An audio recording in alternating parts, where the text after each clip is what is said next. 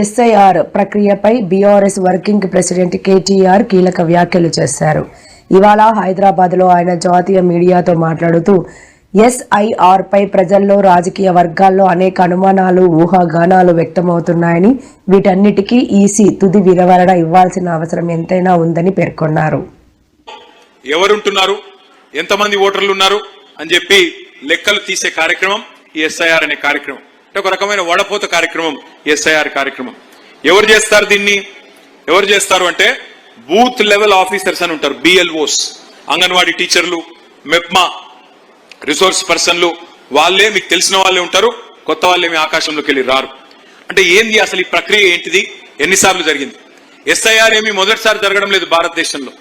SIR అనేది special intensive revision ఇదివరకు 13 సార్లు జరిగింది భారతదేశంలో. స్వాతంత్రం వచ్చిన తర్వాత ఇది 14వ సారి. చివరిసారి ఎప్పుడు జరిగింది అంటే మనకు ఉమ్మడి ఆంధ్రప్రదేశ్ ఉన్నప్పుడు 2002వ సంవత్సరంలో ఆనాడు ఎస్ఐఆర్ అనే కార్యక్రమం జరిగింది.